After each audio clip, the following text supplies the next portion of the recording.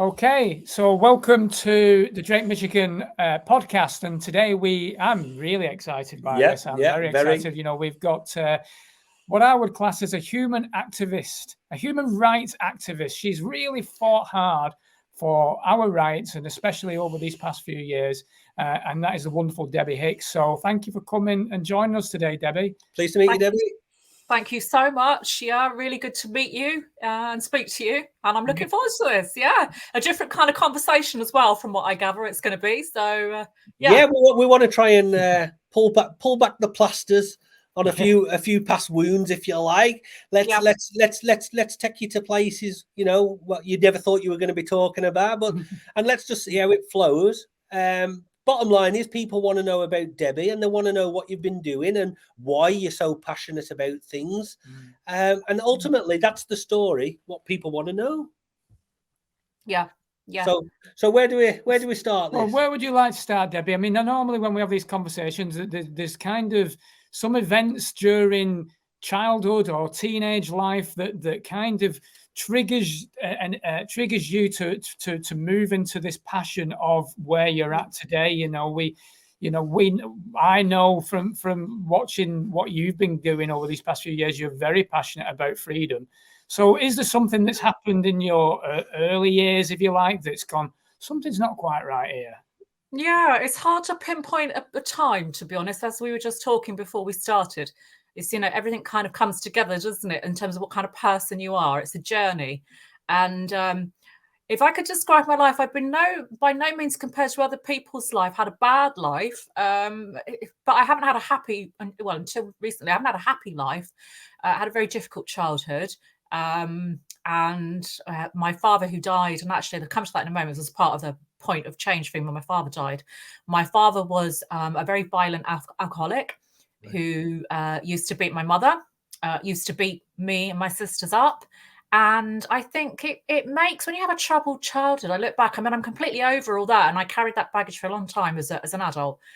When you look back, it makes you, and you know what, I think this is what distinguishes freedom lovers, if I could call us that, or freedom activists, or truthers. That's another word that's it's a bit contentious this time, but I think that's what distinguishes us from other people, is that if you have been through a situation like that, where the environment you're in doesn't feel safe, and it's dangerous, you don't trust people. And you don't trust people easily, and you question everything.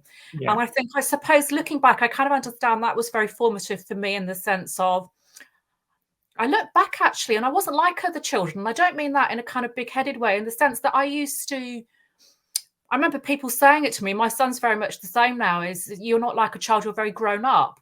And maybe it's because I had to be, because you had to sort of get through that experience. I don't know. But I look back, and it took me years and years to realize what damage it had done to me as a human being, that I didn't trust men, but I didn't trust people, actually. It wasn't just men. I mean, it wasn't just a sort of a male-female thing. I didn't trust people.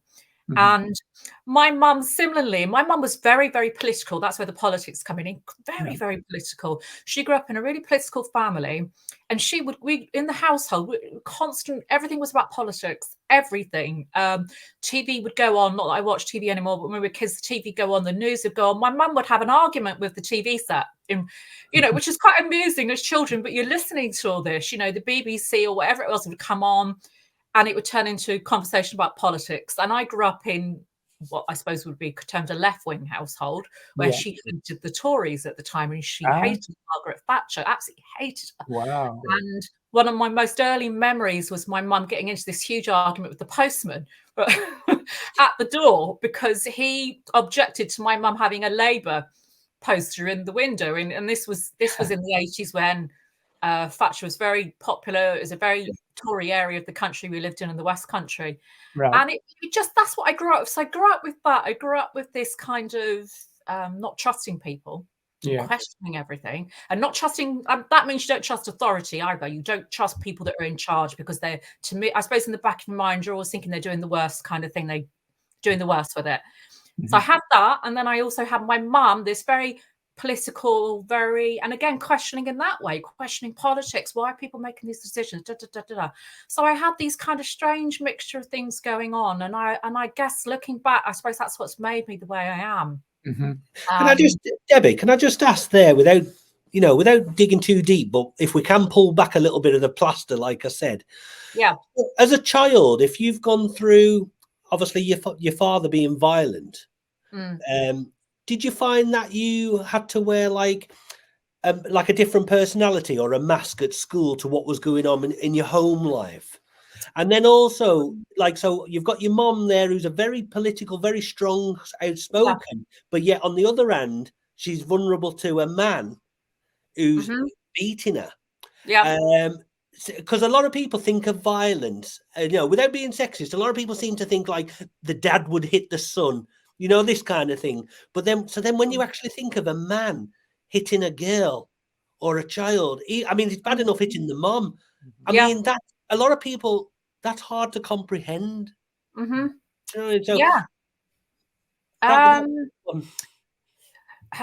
did I deal with it, you mean? Like what front did I put onto the world? I was always very introverted as a child. I was completely different as I am now. I was very quiet, very anxious. I lack confidence as well. That was always on all my school reports. Debbie's, because I was always very good at school. That was part of my way I put my energy into. I was very good, but I was also very withdrawn. Yeah. So that was, I suppose, my way of dealing with it, was to withdraw completely. And I always, and to be honest, I've carried that through to adulthood. I always found it hard to make friends as a child. That's carried through to adulthood in a different way now, though. It's just because I've got a lot of boundaries now as an adult. It's different now. It's, having boundaries. But when I was a child, I was very withdrawn. And then the strange kind of thing happened to me. Maybe that was that part of me that was the real me that came out.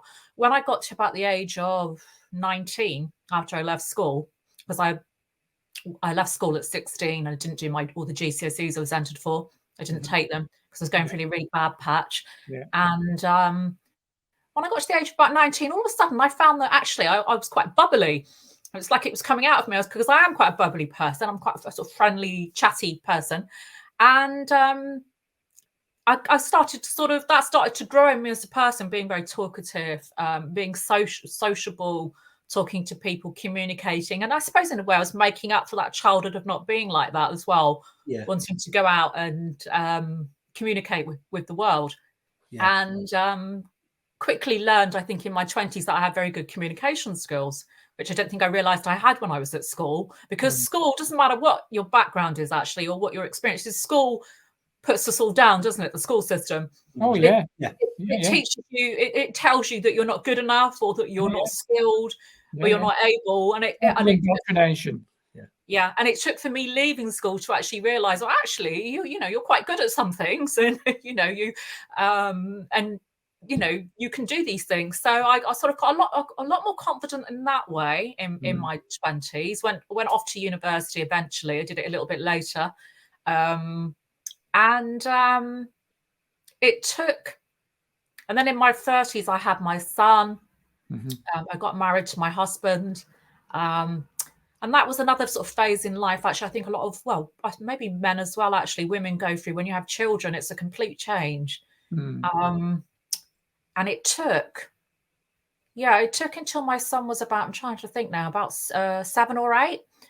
I went through, and I didn't realize I was going through at the time. I went through, or people always say it's postnatal depression, and maybe it was in a way, but I think actually depression is often loads of things that build up. And I went through an awful depression. I really did, where I had to sort of look at myself as who I am as a human being, and all those demons maybe that I was hanging on to from childhood, that experience, and how I saw the world and people, and anger. It was all about, a lot of it was about anger. I think anger at all these different issues, and it was literally, if you've been through it, it's literally your mind's racing all the time, and you're thinking through every possible thing and in your life and everything. It's almost like you're an observer as well, isn't it? In a way, mental illness in that way. It's like you're looking at everything and observing it all, and that's what it felt like. Who is this person, and what am I? And I went through that. Lots of things happened. My father died, and I think after that, what I'm talking about, I don't think it took a while for me to put it together in terms of what that meant. This man is actually dead now, you know.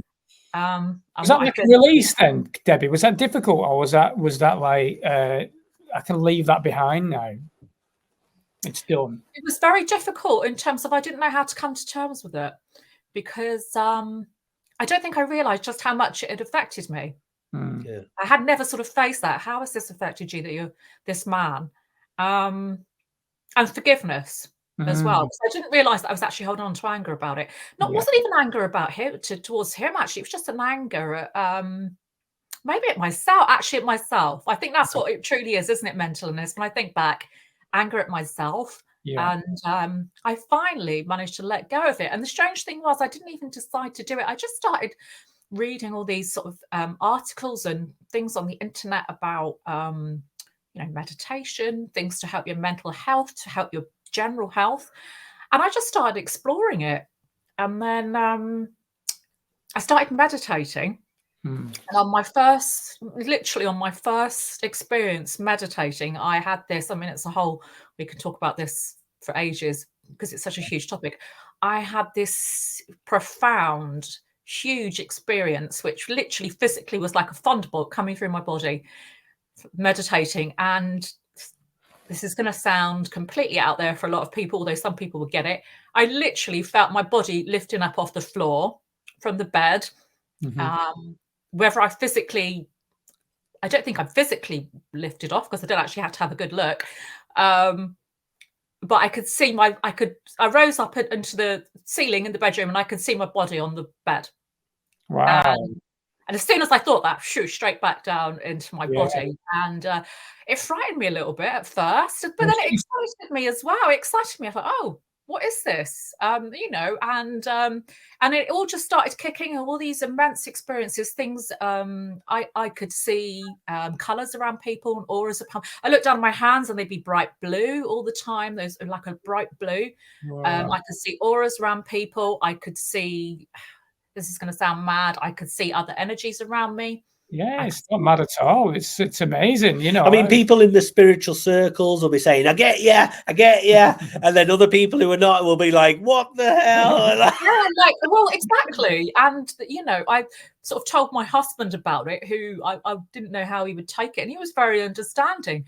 And the mad thing was, and I've now learned this about couples that are very close, sometimes go through a similar experience with you if you go through that. And sometimes I'd be in bed at night and I'd be having all sorts of experiences, and he'd be woke up or whatever, and he'd say, well, I've just had the same. And it was kind of like it was bouncing off onto him as well, this energy. And being physically moved, I'd be sat in my seat sometimes and I'd be moved back with a bolt of energy. Lots of psychic experience, just knowing things. It was, and it just knowing things, and it all just come to me about, without getting too philosophical, it all just come to me about what it's all about as well. It's like it was all so simple to me. It's like, you know, this is so simple why we're here and what it's all about.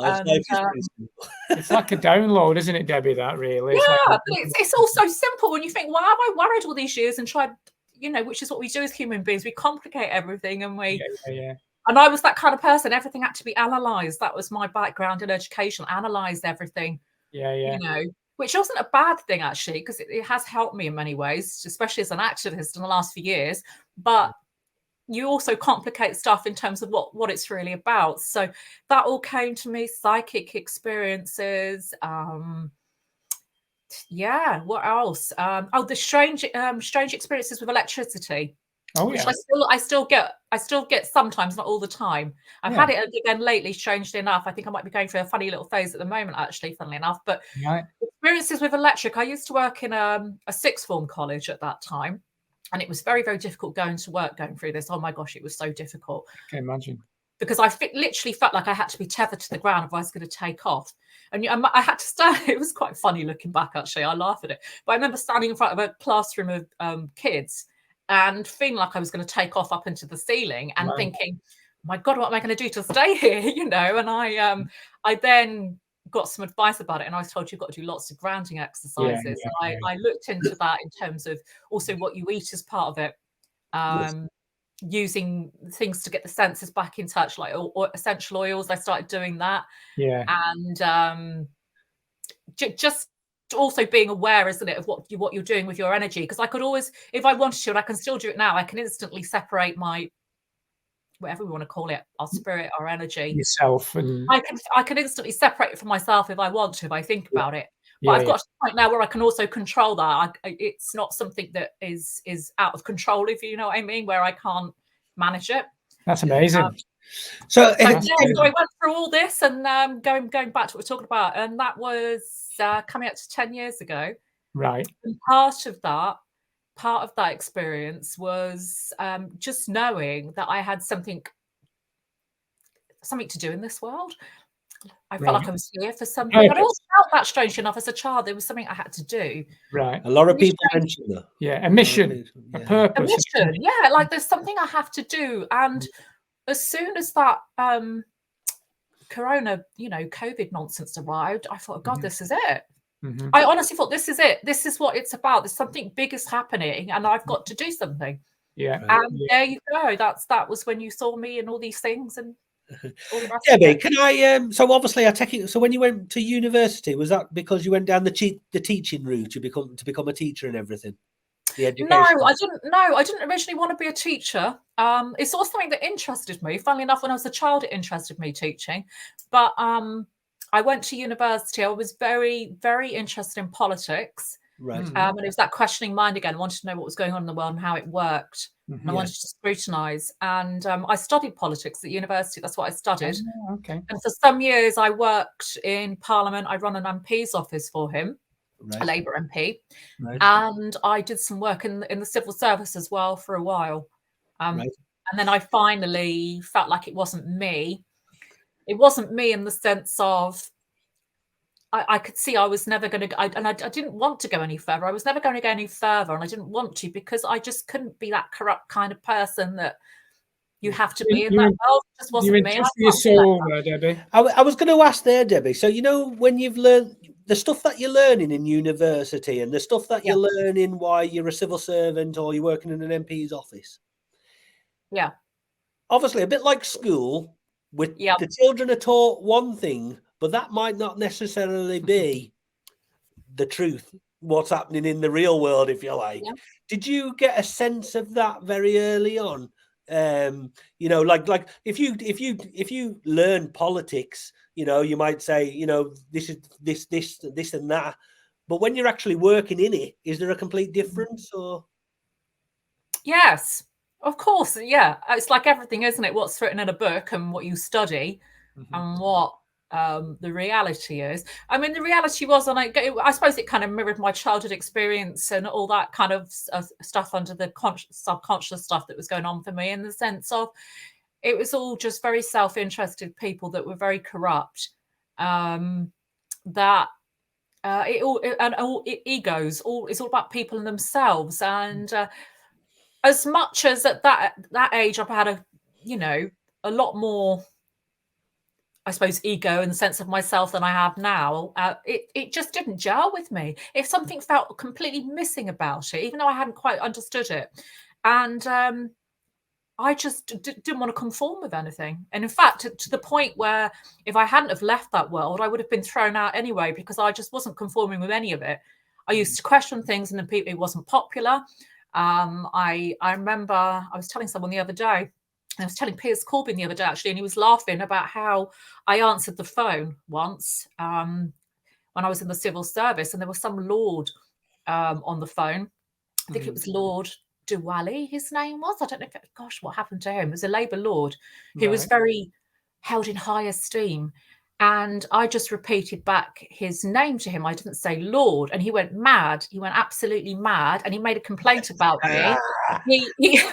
He made a complaint about me, and they tried to make me apologise. And I wouldn't apologise. I said, hold on a minute. I said, this is what I thought naively. I said, this is the Labour Party, and you're asking me to use statuses to address people. I'm not going to do that, I said. And I think that was my experience, I just wasn't a conformist. And I suppose that was my big letdown and disappointment, was that this Labour Party wasn't quite what I thought it was going to be, about what was fair and what was right and treating people fairly. It was no different to you know, the so-called, awful conservatives. Yeah. And they've got worse as well, haven't they? The Labour Party. I just what's it called? I don't want to go off subject too much, but I want to pull you back. So, back in the day when I used to be into the spiritual stuff and all the rest of it, I did this thing where I thought, at the time I thought, oh, this will be a good way to earn some money. And I got in touch with this company where you could do telephone readings.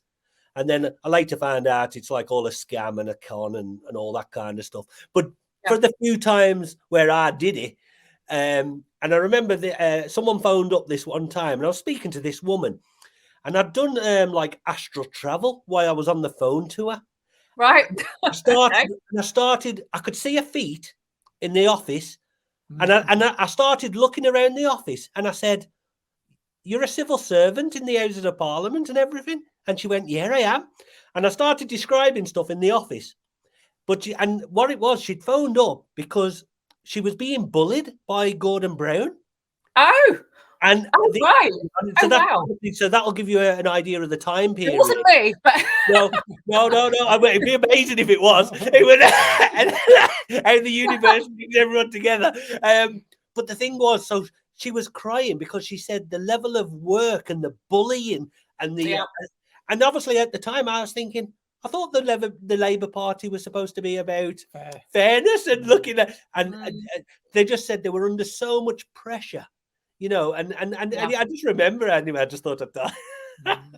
Yeah. Oh, it's do you know what the awful thing is? I'm not saying all political parties, all of these environments. There's always bullying. I think there's always bullying in every sphere, actually, of course, but. Looking back on what I've sort of got a contrast now of other things, I actually think in the Labour movement or Labour Party, it's actually worse in some ways than I would say it is in sort of more right-wing politics. And I think the reason I understand it now is because something like the Conservative Party, that they've always naturally held power a lot more. So they don't always need to squabble amongst themselves so much because they've all naturally hold power more. Whereas Labour historically have had to sort of fight to get power. So you get that whole horrible kind of, culture with it of fighting amongst yourselves. I think that's what it is. But I didn't really understand that at the time. I naively thought it would be because that's what they believed in. Because you're right, Debbie, because if you think about it, to have a bullying culture and a power-obsessed culture in the Labour Party, that literally makes the Labour Party fake because that's not the roots of the movement. So I often have conversations with people. So like if I met someone who was a Conservative, but they were born with a silver spoon in the mouth and they've always had everything done and they've been brought up in that environment, you shouldn't really judge that person because that is all they've ever known. The worst type of Conservative is someone who's been working class, who's had to come through all that and then changes their morals, their belief, and then suddenly thinks they are on this side of the fence. That is the worst type of, for me. Do you know what I mean? That is just the worst type of voter. Or and again, it's like, okay, you could say the same with the monarchy. I mean, like Charles, we've got the coronation coming up, If you're born with someone who's going to iron your shoelaces and wipe your backside for you all your life, right? You've never known any difference, right? No. I mean, we would all like that done for us, right? Well, I don't know. So I'm not going to say sympathy because I don't have sympathy. But what I can say, I can understand more if you've never known anything else. Yeah. Whereas for someone to then say, I'm a sir or a lord or anything when you've come from poverty or working class, I just think I just find it laughable. And that's the worst. They are the worst. So people like that are the worst, aren't they, for that kind of getting the status and the privileges that go with it. And that's what I've seen in the Labour movement. I mean, the Labour movement, I don't think it was always like that. I think there was a Labour Party at one time that were more connected with working class people. But my experience of Labour was there was actually quite a hatred towards working people. And that was something that I was really at odds with because I came from a really working class family and background. And I thought it was important. I know I don't come over that way, but that's, again. Well, that's surely that would have been, you're talking about the Blair administration. Because before that, John Smith apparently was fantastic and that sort of before there, wasn't it? And then I think that basically what you've got with Tony Blair was just basically a Tory with a red tie on. And basically the biggest con or psyop that's happened in this country was the Labour and the Conservative Party joining, and then a wave of the country following this idiot Blair. So that I can only imagine that's the period you're on about. Yeah, no, absolutely. It was that period of time. But even under just sort of Jeremy Corbyn, when all these people came in, as we talked about earlier, all these people came into the party that wanted to kind of readdress these issues, that Labour should be about working people and understanding them and listening to them. Even those people, no. And again, that was another huge disappointment for me, because it was almost like a last attempt for me to try with this movement a change and to do something that would help people. And that I've been so hugely disappointed, and with Jeremy Corbyn, all of them, because they still very disconnected from the working classes. They live in a middle class bubble, and again that hatred towards people, which is what we're seeing with this whole what they call woke culture now, is all about that. It's about this hatred for real people and not understanding them. And I've had it with all of them. Really. And you know what? I think one of the biggest disappointments is because what Corbyn brought to the table, it did ignite a lot of people who were probably not disillusioned with politics, probably never voted in their life. I was certainly one of them. I don't buy into this two-winged system bullshit. What's offered as democracy in front of us. But Corbyn did definitely ignite a chance of hope or a chance of difference. Yeah. But then as it's gone along, first of all, you have to question, like, well, where's your spine, man? Why are you not biting back? Why? And I get all this honourable stuff, and the truth will come out in the end. But then when you look at what happened, and basically they lost the 2019 election because of sabotage within the party and everything, and you just think it's just bullshit. And then what really got my back up was then you got the likes of Diane Abbott, John McDonnell, all these so-called on Corbyn's side and the left. But as soon as Corbyn was kicked out the party, they've still stuck around. And then what they'll do is they'll tell you the bullshit that, we're going to try and reform from within. But if you had anything about you, you would have packed your suitcases up and come on. You've got to have some morals, are you? Yeah, exactly. Well, that's something that I think is painfully clear to me in the last few years, is that all these structures, and I still have these discussions with people today, actually, even in the freedom movement, those structures are designed in that way. The system or the establishment, and these are establishment structures, even the Labour Party, all of it is designed in that way because it's so you can't change it. That's how it's set up. It's set up. It's not even, so it doesn't matter what you come in and what values you have, which is why you see very good people go into politics, which is what I saw when I used to work in Westminster. Most people, I'm going to say this now, most people go in with very good intentions and end up being corrupted. And they don't even realise it themselves, actually. And that's what happens, because it's the structures that enable that force it, that condition the people to do it. And that's why I think the only way we're going to change things is not to work in those structures, which is why I think, despite all the faults, this freedom movement that's developed is so amazing, because it's not about structure. It's the most destructured thing I've ever seen as a movement. It's very it is chaotic, but the chaos isn't always a bad thing, because the system thrives on order. Yeah, and ultimately, to break down the establishment and the system, we need chaos, because we need it to crumble. And because you can bring in a bit of the spiritual stuff here, is because I think the veil is getting thinner. People are being found out. The level of the people are saying, I've had enough of this corruption now. It's affecting me on my everyday life. As long as it wasn't affecting people, they just lived in the bubble and got on with it. But what's happening now is it's affecting the woman taking her kids to school. It's affecting the man on the building side. It's literally everyone's at it. Like, you can feel it in the air. You can feel it. It's like questioning things. More people are questioning. Everything's crumbling. Yeah. And the more, which is why, in a strange way, I keep saying, bring it on. I always say that. Bring on the central bank digital currency, go the cashless, bring on the 15-minute cities. As much as these are awful, awful things, and we should be, we should be resisting, because that also, the whole part of a resistance, or whatever you want to call it, or actions, is that what you're talking about, it awakens, it makes people question. They might not understand and they might still go away and slag us off. And I don't care, but they in the back of the head, oh, this isn't right. What is going on in the world? And I think there is a lot more of that. I mean, we went up to Huddersfield on Saturday and we had a day, it was an afternoon of action, about 50-minute cities cashless as well. And most of the people that turned up, they weren't people from the freedom movement, they were general public that heard about it. And you could see by their faces they wanted to understand, and they did understand. And I think that's the other thing we have to remember is often in this freedom movement or freedom lovers that have come together is that we can be very cynical about the general public and how stupid they are or how brainwashed they are. But I don't think they are, actually. No. I think it's fear more than anything. And that's the one thing I've learned is it's not so much that they don't understand what's going on, but they're scared. And I think if there's anything we need to learn from that is to try and take the fear away. I think also, Debbie, there's a lot of people that believe that there's somebody who's going to save them as well. There's a lot of people that actually just go, well, it's okay because it'll get sorted. There'll be somebody who'll come in. We can see there's shit going on that's not good for us all, but someone will always come in and save the day. And that is a real issue for me because people become lackadaisy. We're the ones that make the difference here. The people make the difference. We're the ones who have got to stand up.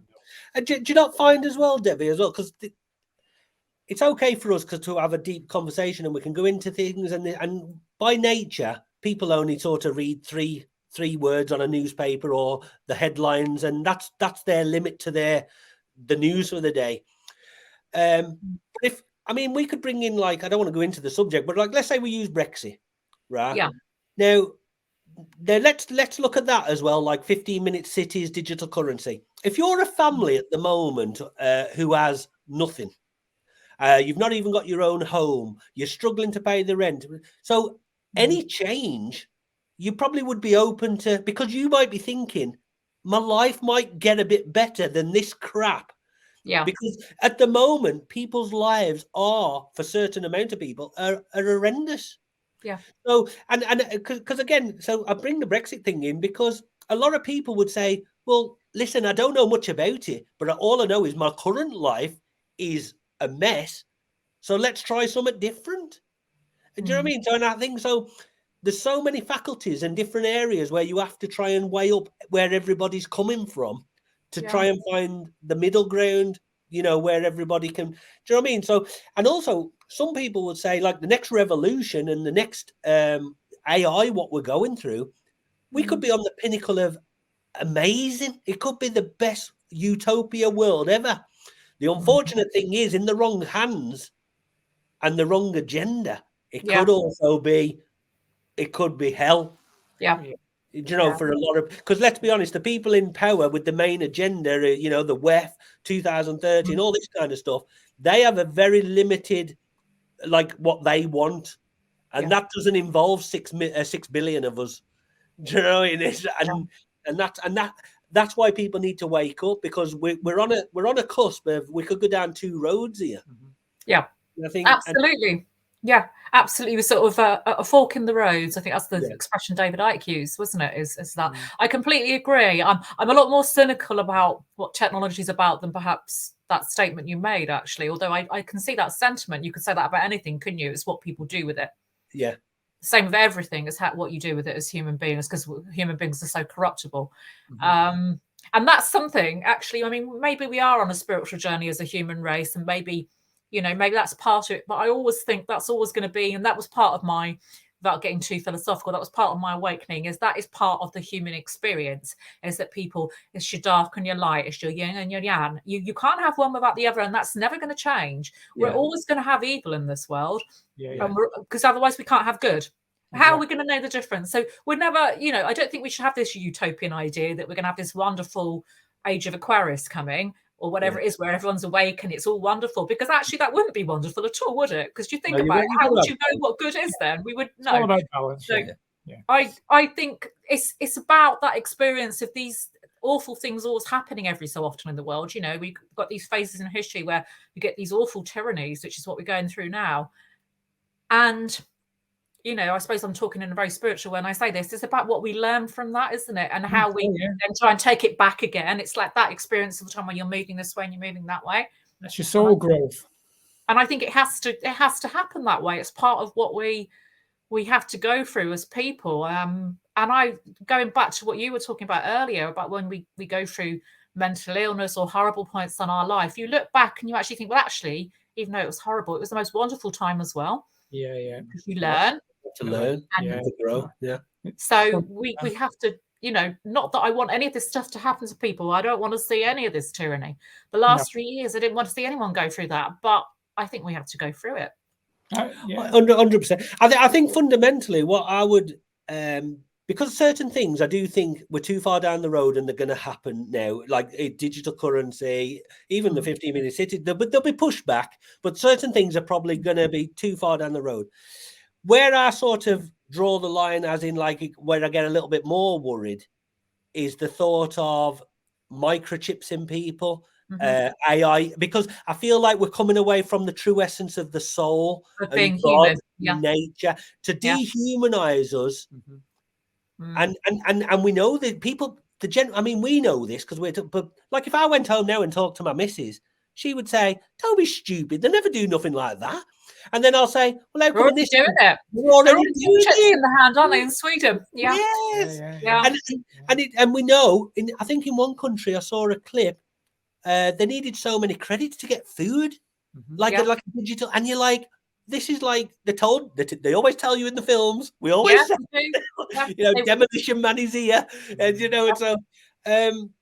But so we need to watch this. So where are you at the moment, Debbie? So like what campaign are you behind? What are you is it your own thing or are you part of something else? Or in terms of actions, you mean?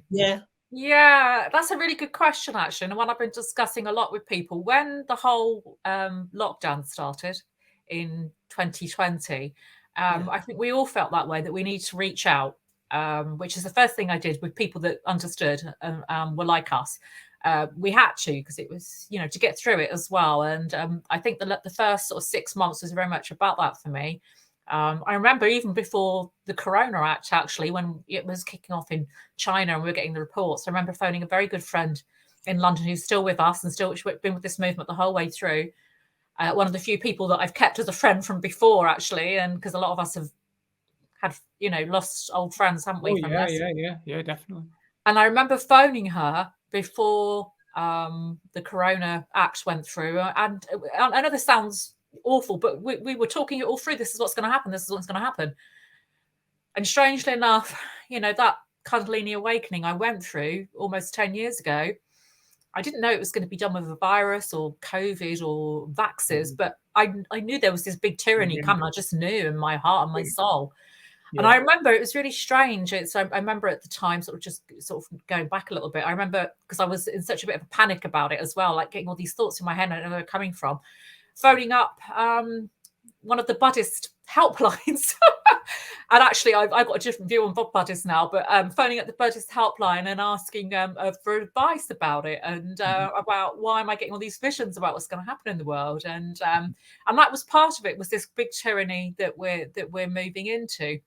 And that was the conversation I had with my very good friend. We're going to be going through this big tyranny, and we all just wanted to come together. And that was how it started in London. People were having picnics because that was the only way they could meet. They were having picnics in the park. And then it started turning into protests. And it went from there. And it was all about groups at that point. Groups were getting together, networking, reaching out, having meetings. Obviously, we were trying to meet in secret. There's the only way we could do it, or meeting in the parks. And after about, maybe getting on for a year after that, there was just too much. The same old thing with human beings. No, nobody in this movement is any different, I'm afraid. We're all human. You got the usual stuff you get, we talked about earlier, the politics. People politics, egos coming in, competitiveness, which I absolutely hate, people competing with each other. And I've, over the last 2 years, I've gradually just distanced myself from it. I've distanced myself. So what I tend to do now, and is I tend to do my own thing. I go off. I've been doing all the cash stuff over the last year, and that's completely me. I don't work closely with anybody else. I still work with people. I still go along and meet other groups, and but it's not where I'm like working with them all the time and in a group kind of a clique, if you like. It's nothing like that. And that's the way I've been sort of weaving my way through. So I still am doing the things that need to be done. I'm still pushing the issues that I feel are important, like the cash, which is what I've been doing. Now the 15-minute city stuff, which I've been pushing. But so I know that sounds strange, but that's been my way of being an activist, because all this stuff I've been talking about over the last half an hour or so with you, it's been a learning curve for me, that when you're very much got a mind of your own as well, and I have very got my own ways of doing stuff in my own mind, when you get group dynamics, it's your whole energy is about that, and it's not about I get that.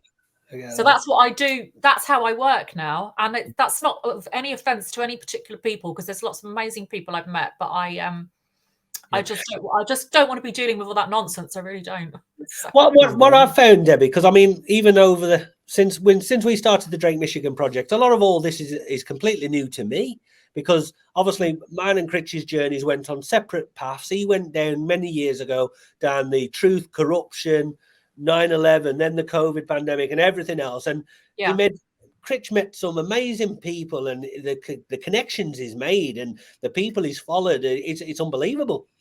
Whereas I was on the other side of the fence. I was hiding at home with my family thinking, oh, the world, what's going on? And you know, and I'd come away from all the spiritual stuff.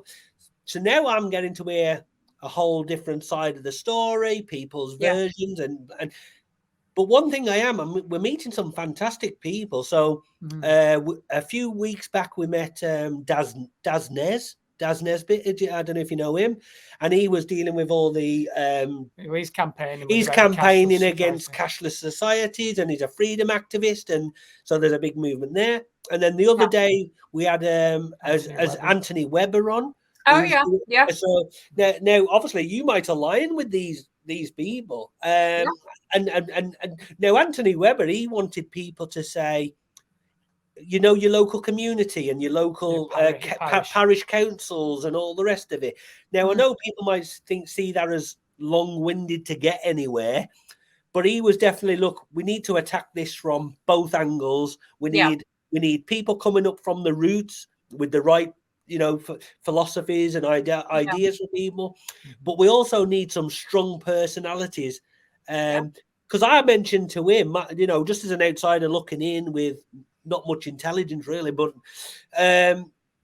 was it almost like you needed like a central intelligence unit where you know, like where you could bring your voice to the platform, because what I see is fundamentally all of us have got the same, you know, we all want peace, we all want sovereignty, we all want freedom to, you know, and all the and we, you know what, we don't mind a little bit of capitalism, and we don't mind a little sprinkle of socialism. Do you know what I mean? We need a bit of everything, because everything's amazing in its own way. It's when democracy. Exactly. That is a democracy, isn't it? Yeah. But what we need now is the likes of yourself. I mean, and it depends how much pressure people are prepared to put on themselves, isn't it? Because, you know, you're asking a lot of someone really to really commit themselves to even standing as a local candidate and go through all the pressures, and then there's the money side of it, and then you have to think, well, what can I do against the machine? Do you know what I mean? So what I was thinking is, if you had somewhere like a hub where you could all come together, then you're gonna feel like, oh, we have got the money and the resources, we have got the right people working in different areas. So now that's where a new party's formed, surely. That is a really good point and a really good question, because I think it's been discussed a lot about how everyone should work together or can. This is the catch-22. I think we do need to be a bit more organized, but that comes back to that whole point I was making earlier about how the system works as well, because I think as soon as you have a centralized model or system or anything, you know, once you bring in the structure, because that would inevitably mean that's what you need to do if you did that, that is when, you know, those issues, what I'm talking about with people, that you inevitably get the ego and the politics and the you get the corruption. I know. So as much as I understand what you're saying, and I've talked about this at length with people. It's like, in reality, that scares me as well, because it's, I'm not going to go naming names, I'm not into that, but there's a certain activist group at the moment that is very much like that, and it concerns me greatly, actually, that that's what it's about. And I'm sure, and I've said this as well, that those people that are involved in that are very good people and they mean really well, and I don't doubt that for a moment, but they probably never got to a point where they're thinking about it like this, what I am, in terms of what is it really going to achieve? Is it just going to contribute further to this system we're trying to change? So that's the catch-22, isn't it? And I start to fall down back onto this, whether I wouldn't call it anarchy, but it's this kind of destructured, kind of unpredictable movement that's still developing in different ways all the time. It's always developing in different ways, where people are just doing all these random things where it's quite hard. They don't want to be controlled, do they? This is the thing. I mean, I'll give you an example. I was talking to a lovely group of people that are in one of the cities that are going to be the 15-minute cities. I'm not going to say where. I had a Zoom with them, and that was what they said as well, because I was talking about, you might need to get help from such and such and such. No, they said we don't want any of that. And even though in a way it made it a bit harder to do anything, in a way it means that they can't be controlled and they're just going to do their own thing. And also that means that the authorities and this is where the corrupt stuff that you're talking about, where it comes in, the corruption, find it hard to actually monitor them and know what they're doing, because they just, that's the difference between us, isn't it, and the likes of Extinction Rebellion, or I don't know, these groups, they're very controlled. They know what they're going to do and how they're going to do it. They don't know what we're going to do. I don't think we know what we're going to do. That's probably why. But, and you can guarantee as well, Debbie, that even though it is chaotic and there is infighting and people are coming in different areas, you can guarantee if the crux comes to it, just like what happened at Trafalgar Square and the big protest, people will come together when the time is needed. So exactly, I think that if they push the 15-minute cities, I think we're going to see not just the past 3 years rising. You're going to see the common man that weren't involved in any of the COVID thing, because that's right on their doorstep and that affects them and their personal lives. So like, for example, if they push the 15-minute cities in Liverpool, for example, there's going to be chaos. They're not going to put up with it. No, exactly. I'm confident in the human spirit when it comes to it, that they will stand up in unison. I mean, in those moments where you have to.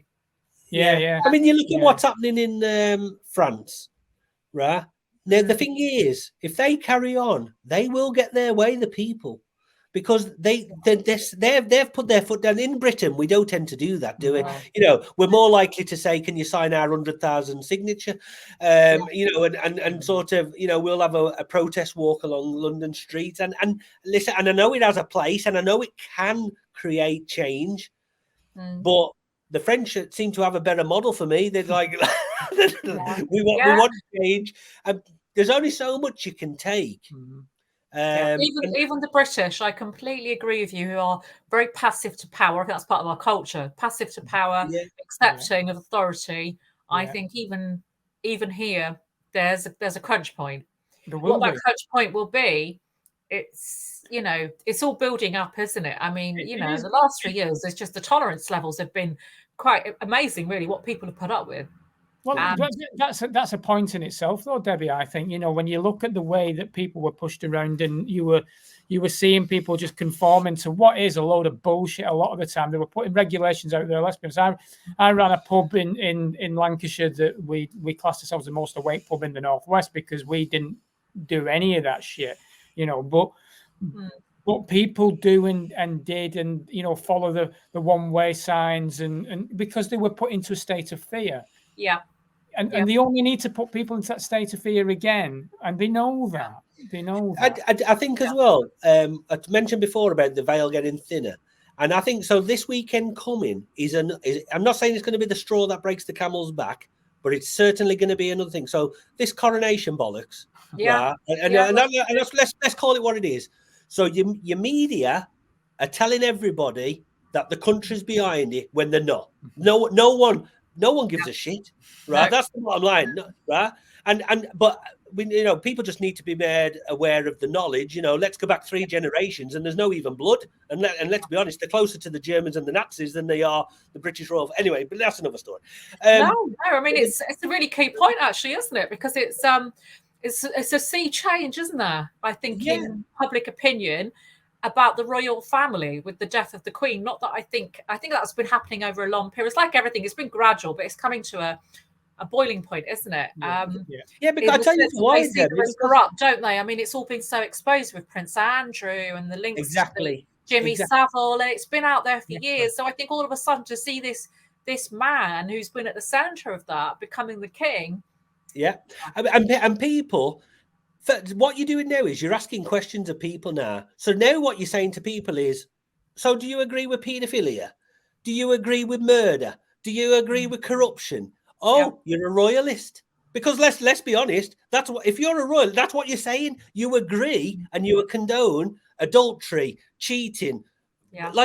So you're condoning all this. Then what worries me a little bit from the spiritual side is we're bringing in a 200-year rock down from Scotland and a certain chair for him to sit on. It's very satanic, right? Yeah.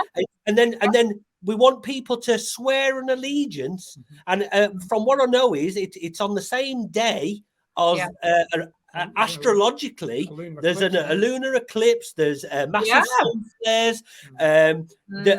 If people don't know this stuff, but there's a lot of dark satanic stuff going on with all this side of things. Yeah, but the thing is as well, if the general public, under the disguise of, I'm just swearing allegiance to my bullshit, you know what I mean?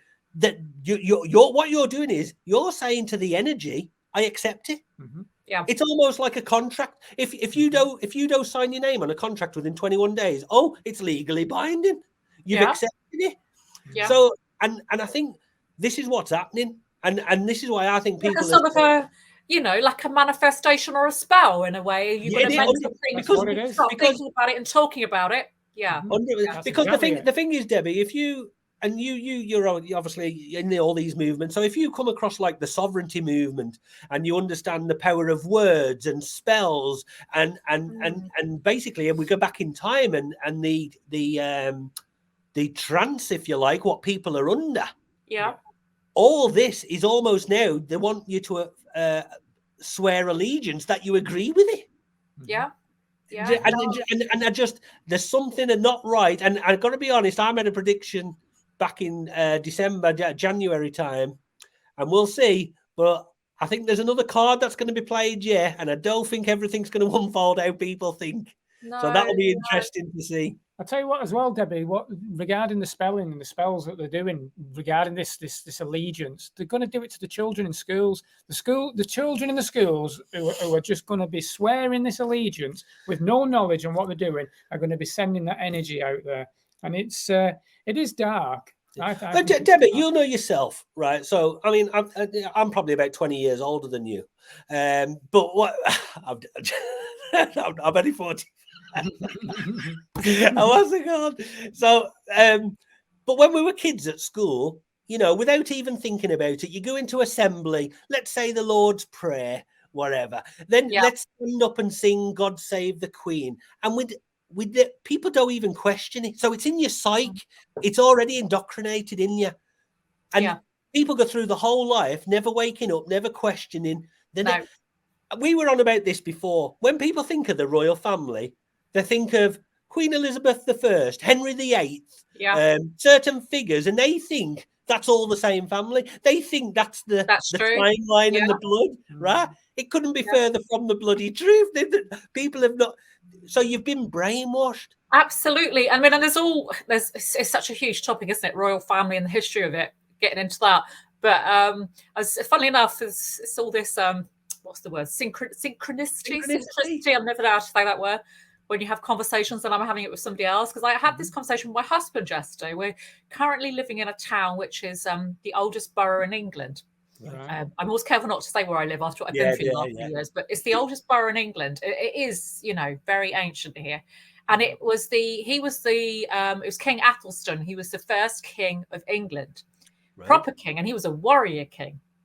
And it's very interesting, actually, because we're getting into a whole other topic here. My husband's just learned this. This is how his family, the families go back that live here. His family goes back, and it's got links to that time, which is a long time ago. And the wasn't common laws; it was common rights. The common rights at that time was that the king, those that fought in battle with him, were could have all the almshouses and rights to the land. So there's a group here, and it's all been done properly as well. It's not just a theory, that have got control of the almshouses, and they get the money from it, because obviously the people that rent it have to give a certain amount that goes to that. So he's just signing up for that. So that was very interesting. But anyways, going back to the royal family, going off on a tangent, the royal the royal family, that was the real kings of England. Yeah. And my understanding, and someone said to me I've got this wrong, but my understanding was, because I went to Leicester, and I went to the museum there, but then I went and did my own research as well about Richard III. Yeah. And how he was supposed to be the last warrior king. And he died in battle, didn't he? Which is where they found his body, wasn't it? They found his body. They found his body under a car park, didn't they? Under a car park. That's where the museum was. We went to the museum. And when it kind of opened up a whole part of history, and I started looking into it a bit more, and I found it really interesting. And apparently there was a coup. Right. To get rid of Richard III, because actually when you look in the museum, he did all this amazing stuff for people in Leicester and in that area of the country. He helped people. He gave them housing, food, money. He was really for the people, but he was painted. And this is where it gets really interesting, when people are painted as horrific when they're not. And then it's the opposite, isn't it? They use this inversion. He's painted historically as this evil, evil man, isn't he, Richard III? But actually, they wanted to just get rid of him. The Tudors wanted to take over in a coup, and they weren't heir to the throne. And it even says it in the museum, it's astounding, means that all the royal family we've had since then, including this lot, should not be. No, 100%. And it's interesting, like you're mentioning there, Richard III, but we could look at recent history, and there's two sides to everything, because, only the winners write the history, if you like. But you could look at Gaddafi. You could look at all these, what we're told, are tyrants. Yeah. But you go and speak to some of their people, and they were like, our country was amazing. We had everything, healthcare, free education. We had, do you know what I mean? So, I mean, there's certain countries, there's democracy and there's tyranny, if you like, and dictatorship. It's a fine line between which one you want as well, by the way, because of corruption and everything. But yeah, and just going back to the royal family, what I found was interesting, because I was doing a bit of because we're going to do a little video on, not marking or yes marking, whatever. So if we go back even to Queen Elizabeth II's father, but he wasn't even the rightful king to the throne. It was his brother, and his brother was a Nazi, or a Nazi sympathizer, who abdicated with the woman who was and off they went off to America. And I think there was something happened in history there. So then his brothers come in, took over as king. So if you argue, it's only a couple of generations back. There's no real, I always the royal family's bloodline is like a glass of Ribena that's been watered down. There's nothing there. It's just. But anyway, people don't know this stuff, and people are not interested. They just want to wave the flags and eat their coronation trifle, and it's an excuse for some people just to get pissed as well. That's the thing, and they don't know. I mean, I have a friend who's is very passionate about Welsh and Celtic, and he says to me, it's the Welsh's land. They nicked it off us. The real king of England he's Welsh, and and all this, and he's very passionate about it. But again, other people probably just get on with their daily lives. Same with politics. Yeah. Until it affects them, they don't give a shit. No, exactly, and it's I do think that's quite a British part of our culture. I don't think it says you talk about French. Other countries is different because of their history and the people and how they come together, how people have developed there. But here it's, maybe it is becoming more of a Western culture as well. And maybe that's been part of what they've been doing on purpose. I do think it's all part of a strategy of making people very passive to power and very robotic. We don't even need living chips, do we? People are very robotic as it is, I think, really.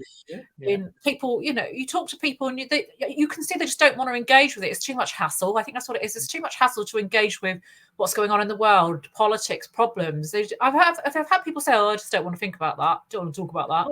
And they want to just go home, put on Netflix or whatever it is, and have a pizza or whatever and forget about the world. And I think that is what people have become in the last, 20, 30 years, isn't it? We've got this. Maybe is that not part of the WEF agenda from 1940s? And is that it goes back a long way. I think there's books written early 1900s of how to destroy a country. I forget the name of it. But if you look at society, how they water it down. I mean, we have this whole massive thing at the moment with the whole transgender issues and everything else.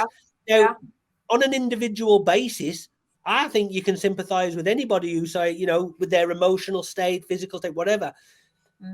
But what's happening there is they're being used now under a psyop of something else to affect society. And then if we go back a few years, the whole Black Lives Matter, that same there. And then so every, in the past, they would have used the Irish and then they used the Gypsies.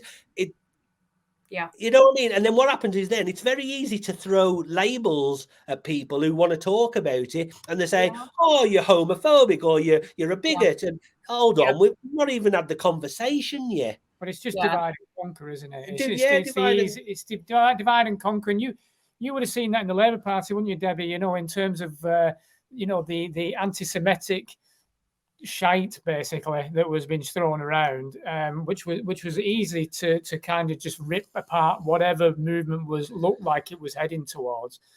It's easy use. It's division. It's divide and rule. It's always been the way, hasn't it? If you can divide people up and you can give people define people differently, classes of people, whatever it is, you're this, you're that, then those people fight amongst themselves rather than looking at the people that are really doing it. I mean, that is exactly what's happening at the moment, isn't it? As much as I've got issues with, the trans agenda, I do think that's an agenda. And I've never been, it's interesting, isn't it? Because I've never been against, people that might be different sexually or feel that I've never had no issue with that at all. But it's very clear to me now that it's a political agenda. And that's what it really makes really is a problem now. So whether it's that or drag queens with children, which again I don't like that, but I do think we've sometimes got to step back and think, hold on a minute, all these things, it's this, it's that, and it's all distracting us from the fact that we've got these. If I can swear, I'm allowed to swear, but swear away. Psychopathic bastards bloody pulling the strings like a puppet show and laughing. I mean, that Matt Hancock video, I said at the time, look, he's laughing, literally laughing on the screen in front of you. They're laughing at us all. So sometimes I think, and maybe that's where you have a point, we do need to all get together a bit more and talk about this. They're laughing at us while they're playing us off constantly. And how do we essentially, I suppose, it goes back to that question, change that? How do we change these people being in control? Because that's what we need to be focused on, is getting rid of them. You are up against it for the simple reason, the main social media platforms, as soon as we want to talk about anything, you get shut down and took off. So because they're owned and run by these same establishments that don't want you to talk about it. So you're up against it. I suppose on a positive, you have got other sites now what you can go to with large movements. And obviously, this is where protesting and grassroots people have to come together, because that's the only way you can discuss it. What I would love to do is, let's take, without going too deep into the whole trans agenda, what's going on at the moment. So let's take this with Bud Light. What I want people to do is dig a little bit deeper. Right. So first of all, you've got a multi-billion pound company, right? These people are not stupid. They're not thick, right? Their marketing people didn't suddenly think one day, let's lose $6 billion worth of sales by coming up with a marketing strategy that's going to put people. No. So what people have to do, they have to do a little bit deeper, right? Who owns Bud Light? And then you find they're owned by BlackRock or Vanguard and these type of companies, right? And then you have to find that if they don't do as they're told, their funding gets pulled. right? So they never actually lose any money. They just do as they're bloody told, and they will get their money back. And so people have to understand the level of the agenda, what's being pushed onto people, right? Because if you start going down this road now where suddenly, I know, so suddenly now society accepts you can dress as you want, you can identify as you want. That is a whole dangerous thing and you know what I mean? I identify as an orange. That doesn't mean I'm an orange. Right? You know, but so we're going down a slippery slope. What could, right? Now, on a personal, individual person level, we all get it. We understand. You know, you could be born with different chromosomes. You're a man trapped in a woman's body. That is not the argument. No. The argument is the agenda. Why they're using this Dylan McVaney or whatever his name is. Yeah, I can't keep up with it. So many of them. Why are people not saying they're using this person as an agenda to stamp through something else on people? And that's the most worrying thing for me. Well, on the kids. What do you think it is? What do you think it's really about then? I do think it's about depopulation. I do think it's about control. I do believe years ago I had a job, and it was a carpet cleaner, right? And we ended up in a former mayor of Chorley house. He'd passed away now, but his daughter, and she was a left-wing activist, right? Which was total opposite to her dad. Yeah.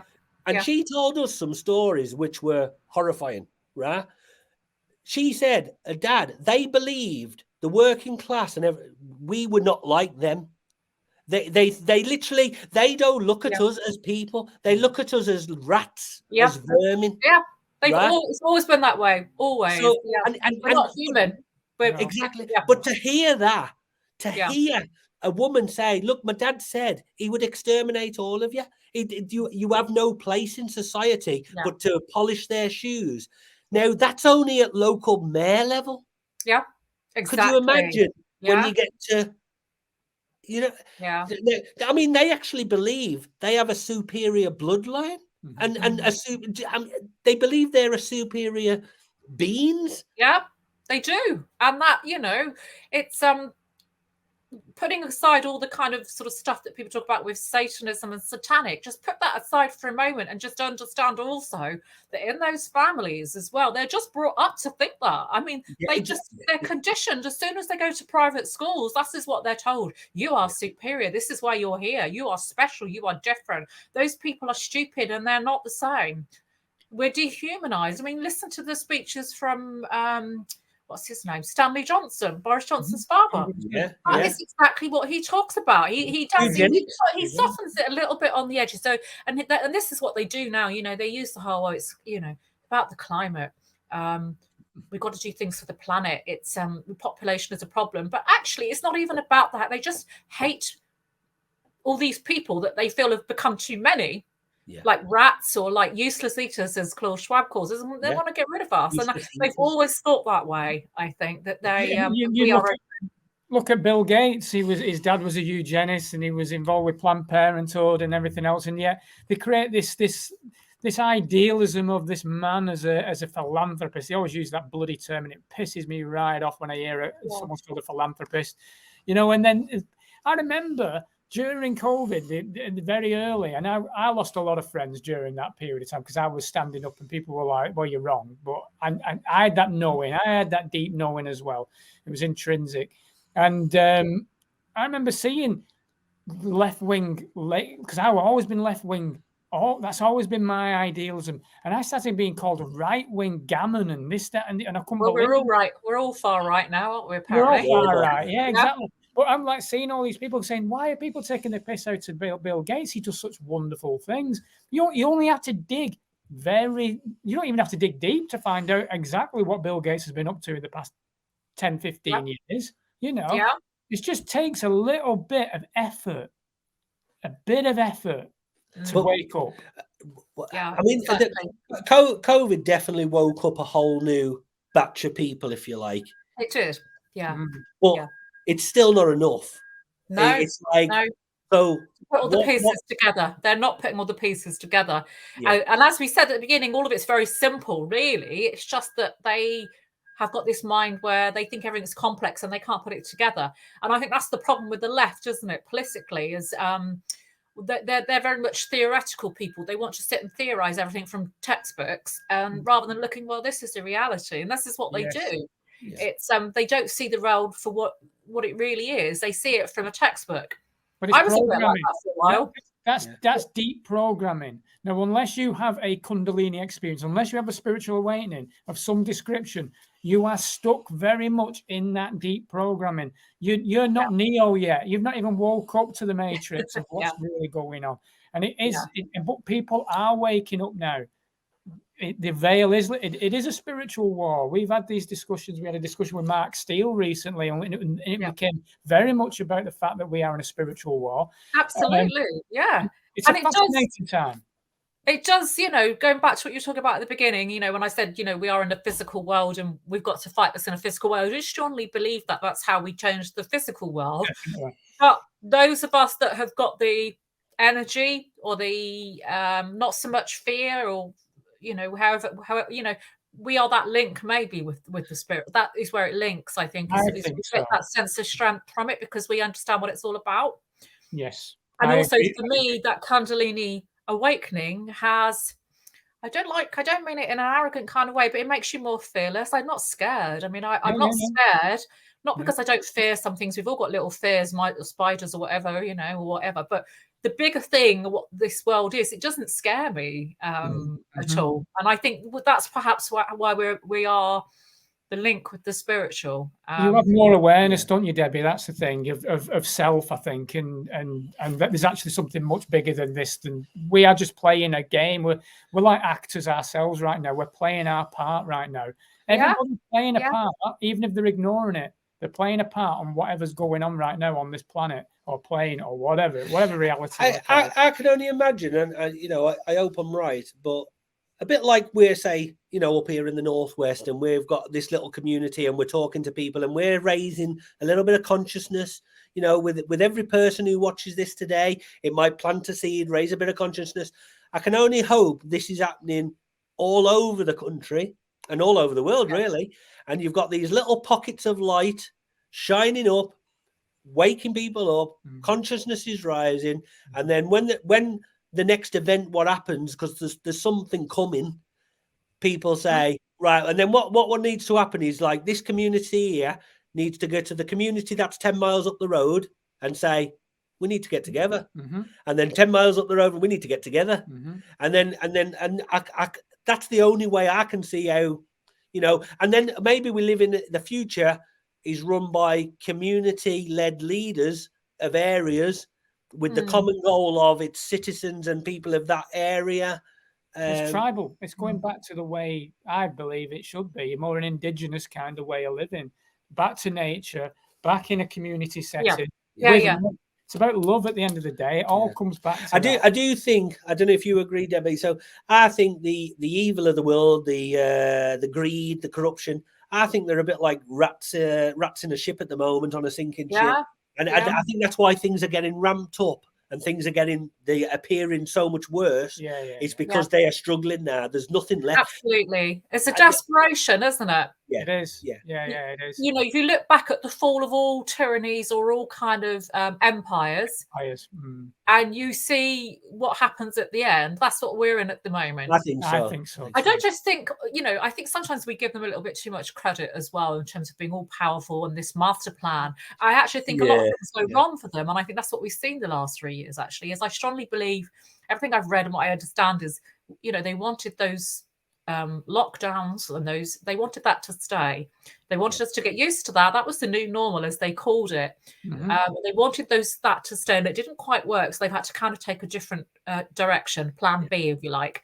And I think that, that proves that they're not all powerful. They're not all in control. They don't all know what they're doing. And I also think there's a lot of fighting behind the scenes, which is what we see, isn't it? They're all fighting amongst themselves, which is what those sort of people do. They're no different. That's the other thing as well. We've got to remember they might be corrupt and evil, but they're no different to all the stuff we're talking about that we experience. You've got the infighting, you've got the ego, you've got the competitiveness, and that's what will bring them down. Debbie, let's be honest. As soon as one of them is made the scapegoat, whether it's Hancock or whatever, he's not going down alone. He's gonna squeal like a cat, right? Let's be honest.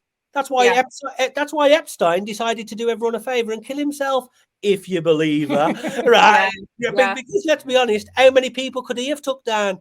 So, but the thing is, it's all coming out, you know, and the thing is, once we uncover the plastic, it's like that. Once you uncover Jimmy Savile, you uncover everything. You uncover the corruption with BBC, then you can uncover the links with royalty. So it's a web, you know. Unfortunately for them, it's a very dark, seedy web, you know. And the mistake they make is they use some of this information about each other, if you like, to try and stay in control. And that's what they do, don't they? You know, he died so he could then be the fall guy, Savile, let it all go with him kind of thing. But of course, then it opens up all the cracks. And I think that's what's happened with all these people, whether it's Hancock or Klaus Schwab, or, you know, all these people, they're coming out of the shadow. They have to come out of the shadows more, don't they? Which is what they're doing. And also as well, from what I can gather, or I do believe to be true a little bit, I suppose, they are very much aware of their karmic debt. Oh yeah. And there's something in these circles where they have to sort of let people know what they're doing. And people are sort of accepting by default, if you like, a bit like the coronation acceptance and all the rest of it. But what that does, that gives people who are awake and who are looking and asking the right questions, they're saying, hold on, something's not right. It's like that. Let's take the old war with Ukraine and Russia, right? There is so many people now who are saying, hold on, a few things not adding up here.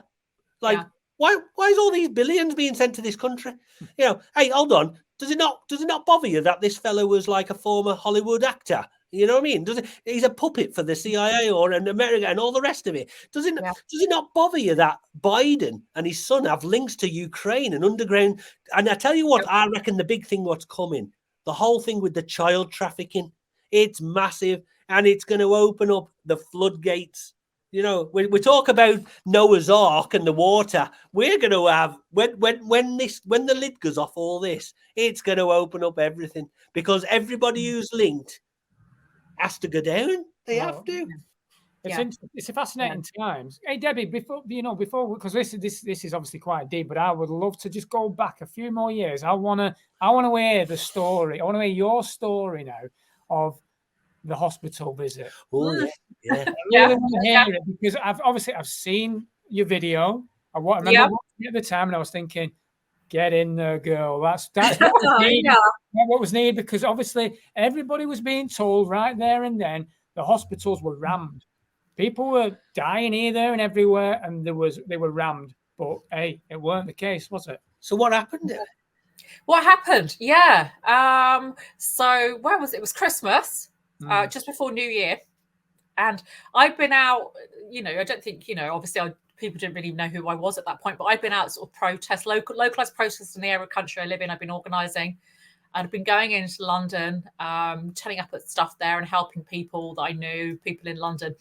And before lockdown, I've always been an activist. I've always been doing something, lots of grassroots stuff as well over the years at sort of street level. And I always feel it's just me. I just felt like if I go quiet, I feel like I've got to do something. And it's Christmas and I've been at home and having a nice time. And I thought, this isn't right. I need to do something. And then I read, about all the hospitals being full. Yeah. The hospitals were overflowing, and that they're putting people into the tiers, weren't they? With the tier system. That's right. And where I lived in Gloucestershire, it was going into quite a high tier because they said the local hospital was really full. Right. And my husband had just been in there for an outpatient, and he said the staff had reported back to him and said they're so quiet they don't know what to do. Okay. And I'd heard from other local people as well. They've been there and there's nobody there. It's just absolutely shocking. And I thought, right, I just thought I didn't really think anything of it actually, because I'm that kind of person. I don't sometimes think I could be a bit spontaneous. This kind of person I am, and didn't realise the scale of what was going to happen. I thought I'd just walk around and film in the corridors and around the grounds, which is what I did. It was not intrusive at all, and that's what I did. And I put it online. I got a big feedback from it, and then what happened is, some of the NHS staff sort of jumped onto the video and they said, well, that's so unrepresentative. She only walked past the main part of the building. She didn't walk around the block part where it's all going on. So I thought, right, I'm going to go back. So I went back 2 days later, and I didn't actually. You can't go into wards. I mean, all the misreporting about me, all the propaganda which was done on purpose. But I just literally walked through the corridors, up through the stairwells and through the corridors, just to show people a glimpse of just how quiet it was. And it was exactly the same. And there was a bit of curiosity from me as well, because I thought I want to go where the main wards are, the ICU and all the rest of it, the so-called COVID ward. But I wanted to see myself, but it was no different. It was literally just a few staff there, a few visitors dotted around. And on the second day, I was coming down the stairwell, and some people come out of the door above. I heard the door go, and I didn't want to talk to people. I wasn't there for interactions with people. I wasn't there to talk to the staff. I was just there wanted to just show people. And they went down on the stairs, and they were whispering amongst themselves, and I stood back into the stairwell as they passed me. And then they stopped on the next flight, and they were talking, and I thought, oh, they're gonna come up to me. And they come back up the stairs. The whole group, and there was about 6 of them, I think, women. I don't know if they were nurses. I think they were occupational therapists, I've now discovered, because they were the witnesses that they used in my court trial. And they just literally, it was just a very small interaction. They come right up to me, surrounded me, asked me why I wasn't wearing a face covering, although I had a scarf because I was trying to be a bit more incognito. Why haven't you got a face covering? Why are you filming? And I said, at first, oh, why are you here? And at first I said, oh, I'm just visiting someone in the hospital. I was lying. I wasn't. And then on the next point, well, what, are you filming? And I thought, oh, sod it, I'm just going to tell them. I said, yes, I'm filming. I said, I've been filming the corridors. I said, because the hospital is empty, taxpayers are paying for this, and they have a right to know what's going on when their loved ones cannot get healthcare. Right, you've got to go. I'm going to report you. You have to go. And at that point, I just walked past them, down the stairs. I left the building. I left the grounds, and I went. And at that point, I'd been live streaming, and I turned it off because I thought it wasn't appropriate to show NHS staff. Even though they have face coverings on, you wouldn't have known who they were. And about a day later, it wasn't on the same day, between that point, obviously it went viral, didn't it? It went everywhere, that video. And I think the reason it went viral, looking back, there were some other people filming hospitals, but theirs was very kind of like, there was no, they didn't narrate anything. I was sort of talking and walking around, and I think it was a bit more showing people. And I think that's why it was so popular, and it went viral. And I think that was why I was arrested as well, because it was so well known. And a day later, I had a knock at the door in the evening. It was at night, and I was in bed, and I wasn't dressed either. I was in bed, and my husband, I knew straight away. I thought, oh, it's the police. I just knew. Husband came up and he said, the police are at the door. I said, yeah, I know. And I was really angry that they were knocking at the door. They pushed their way into the front porch, and at the time my husband wasn't very savvy about these kind of things, and he didn't, because I wouldn't have let them in if I'd been down there, but let them into the front porch. And I was so angry, I put my dressing gown on and I came down the stairs and I said, get out. I said, get out the house. You've got no permission to be here. Leave. And they said, oh, your husband's invited us in. I said, no, I don't want you here. And then the young one just shot up the stairs, which is what you saw online. And he slapped handcuffs on me and said I was under arrest. And we had to sort of have an argument to say, can you at least let me get dressed before you take me to the station? And then I was held in custody for, I don't know, about 12 hours. It was into the early hours of the morning, and they refused me a solicitor and legal representation. They said I had to use theirs, and I said no. And they, in the end, late at night, they got me into a room for an interview, and I said, I'm not doing an interview with you. I said it would be no comment. I said until I have my own choice of representation. And they persisted, and in the end, they terminated that because they knew they couldn't use it. Sure. And within an hour, I was let out, and on the basis that I had to come back in, I think it was 2 weeks, with my own solicitor to do an interview. And they were going to charge me with a Section 4 offence, which is Section 4 public order offence, which was incitement to violence. That's what they were trying to charge me with. But luckily, the solicitor that I got, who was very good, said you can't charge her with that. And they reduced it to Section 5, which is what they charge most people with in this country. It's this kind of catch-all thing. incitement, not incitement, to using threatening words or behaviour, which again was ridiculous, but it's a lower offence. It's not a custodial offence. So it took about a year, and I finally had the trial, and I was charged about a year ago. And they got two of those women that came up on the stairs to act as witnesses to say that they found my behaviour that day threatening. And my words, apparently those words where I said taxpayers pay your wages, were treated as being threatening, apparently. Wow. Which, yeah, that was actually the CPS's words. Again, I've just literally just had a High Court appeal on this last week, because I've taken a year to get a High Court appeal that I crowdfunded for. Thanks to all the people that have done that as well. That's been amazing. I crowdfunded for that. That was their exact words again, was that those words were threatening, which that tells you where we've reached, doesn't it? That with free speech, that you can turn something around like that and say that that's a threat. I mean, to me, even if I was swearing or something, that's still part of free speech. But I wasn't. I was actually quite civil to them. And for me, I can be a lot stronger than that if I want to. So for me, I'm just being honest, I was actually quite polite. I wasn't there to be nicey nice. I wasn't there to sort of have a cozy chat with them. But I wasn't rude to them at all. And so I was astonished that they used that against me. But it wasn't about that interaction. They were just using that as a way to try and get me, use me as an example to say, don't film the hospitals because this is what we'll do to you. I think that's really... Of course, because you embarrassed them. They were hiding the truth, and they were manipulating the population into fear. Yeah. And you embarrassed them, and you should be so proud of yourself, because it's amazing what you did there, because it takes bravery to do that, and you went against them. And like I say, from then on, I'm like, this woman's spot on, because we need people like you, Debbie, that are going to stand up against this absolute madness that's going on right now, because ultimately you're protecting people. Yeah.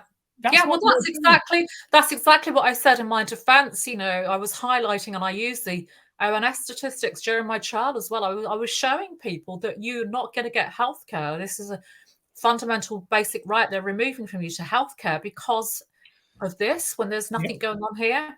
That's exactly what it was about for me, and that's what I was trying to show people. I just was cool, because there's so much coming out now, and obviously I'm coming from an angle. I didn't realize all this, what people were going through at the time. I was in the other camp where I was blind to it. So, Critch opened my eyes to so much, and he showed me some of these videos. I was aware that they built all these emergency hospitals in London, and they never used them, did they? They were empty.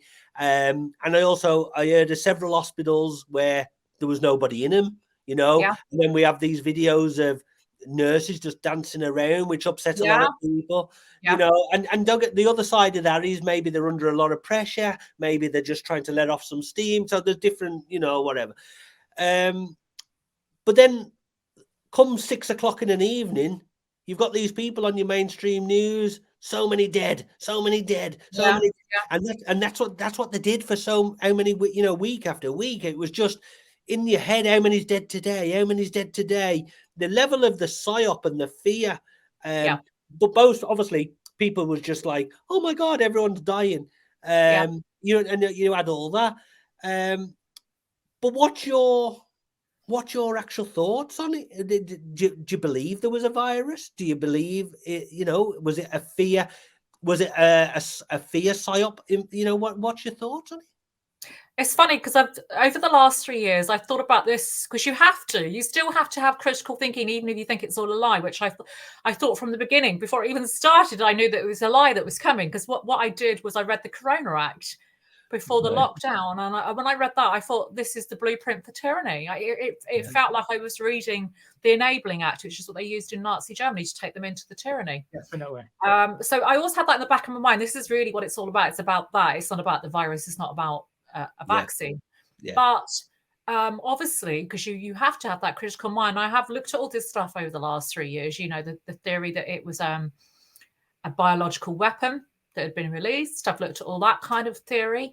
I've looked at the idea that maybe there was some kind of a virus, even if it was very, which is what even the government said at the beginning on the 23rd of March. Sorry, not the 23rd, 19th of March, before the Corona Act they released information that said it was a non-high consequence infectious disease. Look, I've been looking at all this stuff, weighing it all up in mind, questioning it, even questioning to the point, which is what I always felt from the beginning, that it's all a lie, that there's nothing new, nothing new under the sun. That's what I thought. There's no new virus. Because I always felt from the beginning it was just another flu, cold type thing that we get all the time, that we get and we don't question or think about because no one's telling us to. We all get, don't we? We all get these things, whether, I'm not going to get into this kind of terrain theory and all that, but we all get things, whether it's just where we're under the weather, we all get these short illnesses every year, most of us, whether it's a little sniffle or, although I don't tend to get them anymore, but whatever. So I just thought it was that was being weaponized. And I've back at that conclusion that I was absolutely right, actually. I do think you can, when you've got such a generic list of symptoms and conditions that are used as a checklist to diagnose a so-called deadly virus, coughing, sniffles. You didn't need any. You didn't need, so generic. It was so generic, and I thought that at the time was going to apply to so many things that people end up. So whoever, basically, that list means that whoever turns up in A&E or the doctors would have COVID, because that list could apply to anybody and everybody. And then when you've got a very unreliable test that also does the same, you've got a recipe of mass statistics that say people have got it, which is exactly what we got, but also a very low death rate. In reality, the death rate, that is, as well. And I'm still of the conclusion there was actually nothing, and I also felt that was part of this big psyop of laughing at us to say, how far can we go with telling them there's something new when there isn't, just to see what we can make believe.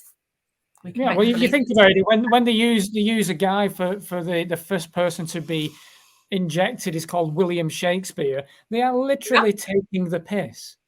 Another angle to look at as well is I might be wrong. I mean, you might disagree with me, but maybe they did release a bioweapon, but I just still don't think. I think the more I think about that, the more that feeds into this kind of war they want us to go into with the East of China and Russia, is all these divisions. The more I think about it, the more that's about that, is making us think that there was something released, and it gets you questioning who did it and why, rather than actually there was nothing. They'll drop stuff in as a psyop for sure. The only thing I would sort of bring in there, Debbie, is the power of, and again, this is where we talk about earlier on the bridge of you wake up and you can, then you start learning about everything. So from a spiritual point of view, if people understood the consciousness and energy, so it's like if you went to the doctors and there's nothing wrong with you, and he said to you today, oh, you've got cancer, you've only got 2 weeks, literally to the day, dead.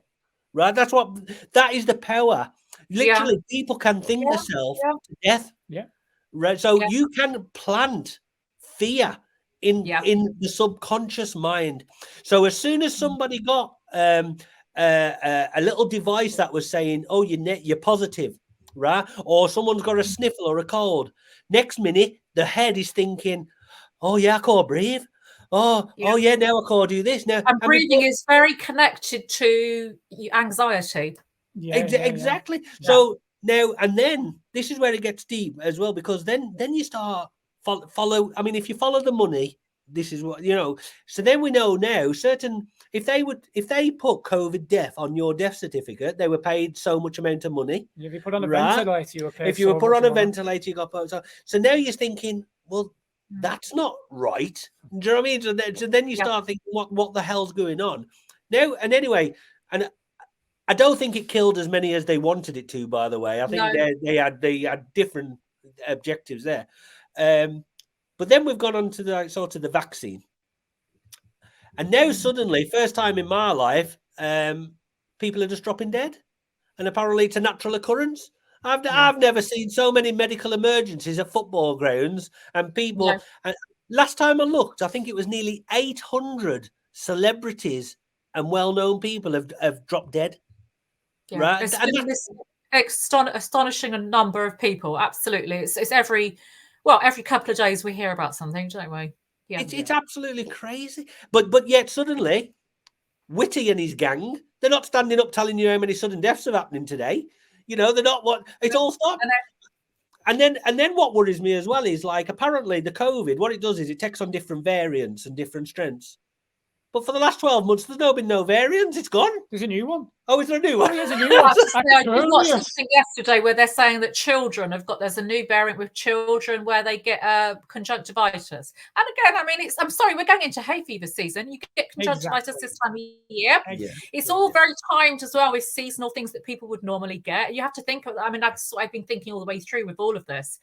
And there was something that was a little learning curve for me in terms of the power of the mind and, you know, exactly what you're talking about. When the lockdown started, I think it was April 2020, before we all started gathering out in the streets. I remember, it might have been late March, actually, just afterwards. I remember waking up one morning, and I don't know what it was. You know, it's still that time of year where you might still get little things, and having a little funny sort of feeling in my head or something. And at that point, it went out of my head for just a few moments where I thought, could this be this, you know? And then I instantly, because that's the kind of mind I've got, thought, don't be so stupid. What are you doing? You are buying into the fear. Don't stop. And that was that moment where you take control of your mind and you don't let yourself go down that route, because we think like that. But I could see it was that little moment that taught me. It's like how easy it is for people to, you know, it really is. That's me with my mind, and I almost had that moment where I thought, "Oh, hold on." It really is, and we battled on our side in terms of the pub we had, and we had a lot of people. It became like a hub, if you like, for people that were like-minded, like we from the northwest that were all coming in. And I fell ill, sort of. I can't remember what the month was. It was late, sort of mid to late 21, I think. And then that's in your mind, like you say, you're thinking, well, could it be this? I've been fighting against this all the way through. Am I wrong? And this and the other.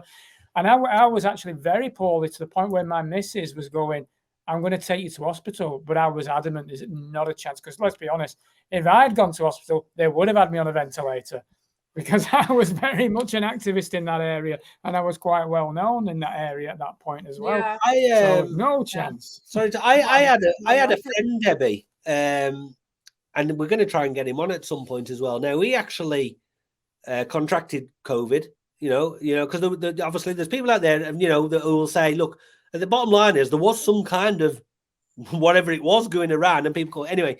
So I've got a friend, Mark, who went downhill with it, and he ended up in hospital. He ended up dying 3 times, right? And he was in a coma for a long time. He was on the ventilators. There was nothing. Now, and I also have lost people around me and friends who died during this period as well. So I'm trying to, you know, like that. You're trying to rationalize everything, but understand. A bit like we were talking about the transgender. Like, I don't deny for 1 minute there was a virus. For me, it's the agenda behind the virus. A bit like, you know. So anyway, but I remember Mark telling me when I caught him, and he's like a shadow of the man he was before, like in to look at him, because he's lost everything, his weight. And when he woke up in ICU, the nurse, she said to him, whatever you do, don't take the vaccine. And that was in ICU, and she whispered to it, and he said, I'm not. Yeah. And he was in there, and he'd been on the ventilator, and he thought he died 3 times and everything. And so I can't wait to hear his side. Now, the other side I've got now is, so now only last week, it's been 2 weeks now. So one of my closest friends, he's 45, the same as me. About a month ago, 2 months ago, he had a vaccine. Right. Okay. He was at work one day. He's never had any health issues in his life. Now, listen, I'm not going to turn around and say he was a pinnacle of health. He's a big lad. He likes a drink. He likes a curry, blah, blah, blah. But he's 45, never had any issues. They found him flat on the floor. He'd completely collapsed. They rushed him into hospital. The doctors had said to him, oh, we think a clot has passed through your heart, right? So, like, he was like, what? Right? Yeah. Anyway, so they moved him from wherever he was, and he recovered and all the rest of it. Fast forward a month, he'd gone for a coffee a week ago back on the Sunday. While he was having a coffee at my friend's house, dropped down dead on the floor, dead, right? So my mate they were working on him. They worked on him for 20 minutes until the ambulance got there and everything else. They got him into hospital. Basically, they saved him. And then what they've done, then they've operated and they've put a device in his heart, because now they're saying like his brain is not telling his heart to breathe. It's this myocarditis, and he's like, he's never had a medical. And they've said no, he's got an enlarged heart. And he said, well, that's a surprise. I've never had nothing wrong with me in my whole life. I've had this injection. And then another friend we've got back at home, who an old school friend, just dropped down dead, heart attack. So what's happening now is we're not talking about people on the news. We're talking about someone you know, your friends, your family. They're just dropping down dead. Yeah. And you're like, this is not natural. This is not natural. No. It's there's been a lot of heart. We've heard in our family, my husband's family, they've all got heart complications, and he's the only one at the moment that seems to be okay, and they're all vaxxed. He's not vaxxed, so we're all hearing, aren't we? And of course, they're not diagnosing it. Of course, they're not, as being to do with the vaccine. They won't do that, and they whether they're being paid to do that or they've just been conditioned to not believe it's that. I think it's probably the latter. I don't think it's all just the direct corruption. It's just brainwashing, a lot of it. I think we've got a whole iceberg, haven't we, of getting a cough now. There you go. I've got the COVID lip. We've got a whole iceberg of statistics, haven't we, that haven't been released to the public. And I think it's the problem is, isn't it? Because you try talking to people, as my husband has with his sisters, and you try and explain to them. You try and explain a bit of my coffee, that will help. They can't see the link, can they? No. They just don't want to see it. They just think, they get told, or maybe it runs in your family, or. But the thing is, Debbie, that comes back to a bit like religion and brainwashing and indoctrination. For people to admit that they might have been wrong now, that people would rather die on their beliefs than be called stupid. And this is why it goes full circle. And this is where, if people just understood things. So when you're a child, up until I think it's the age of 7, right? You're dead excited. You go into school. The teacher asks you a question. They've all got their hands up in the air, and they all want to answer. What happens over the next few years is children stop putting their hands up because they don't want to look silly in front of their. And this is part of the indoctrination. If you don't know the answer to the textbook, what I'm asking you, and now suddenly this is how people's personalities and characters are formed. True. And when you're in your adulthood, you don't even understand why you're like you are. And it could have been because you were embarrassed as a kid when you got a question wrong. So what's the best thing to do? Don't answer the question. Go within a shell. We need to pull back these layers of this onion of people's lives and realize, you've been conditioned, you've been brainwashed, and it's not your fault. It's not our parents' fault. It's just the system has crushed us. And that's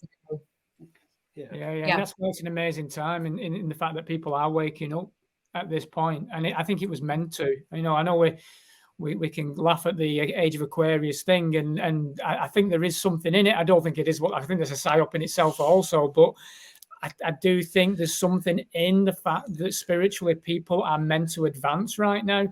I think COVID, whatever the bullshit is, meant to happen. I think people had to experience these past few years to have this awakening. I think whatever's coming next is meant to. I think everything's divine. And we are going to see, when we get through all this, we are going to see a much brighter world, and I'm convinced of that. And talking about what's next, Debbie, what's next for Debbie? Well, that's a really good question. What's next? I gave up planning my life a long time ago. I don't plan. I mean, I've got short term. You have to, don't you? I've got some short term plans. I mean, I was very privileged enough to have a house that went up in value. Just over a year ago, and there was a mortgage left on it, and I'm very aware of the times that we're moving into and wanted to get rid of that debt. So we managed to sell that, get rid of the debt, have some money left over without a mortgage, and I've been living in my my mum's house temporarily. It's taken a long time to find something because of the way that the housing market is, but I am moving house. So that's part of a new kind of thing that I'm moving into, new part of my life. Yeah. And how we can make that much more. I hate using the word sustainable. It's their language, isn't it? But, you know, make it so that I can be a bit more sustainable in my life in terms of, you know, you can never move out of the system completely. None of us can, but, you know, I can feel a bit more independent in that way. So we're doing that. That should be in the next month that we're moving finally. So I've got that. And then I am thinking, once the dust has settled, I'm waiting to get my High Court, because I went to the High Court last Wednesday for a judicial review and a High Court appeal, which actually, if we win, and it's a big if we win those, the judicial review was on the right to protest during lockdown, where I used one of my convictions I got for being at a protest, because I got a conviction for going to the Hyde Park protest in May 2020. That one you may have heard about, where people were arrested. I wasn't arrested. So I appealed, sorry, not appealed, because they wouldn't give me appeal. I took that to judicial review, and I'm appealing that conviction for filming the hospital, what I've explained today. And we had an all-day hearing in the High Court. It took me ages to get that, by the way. It took me a year because they said no to me, and I tried again, and I finally got it. And I think sometimes it's like everything, it's just who you get. I was just lucky, because a lot of them are so corrupt, but the one that agreed to it seemed to be very fair.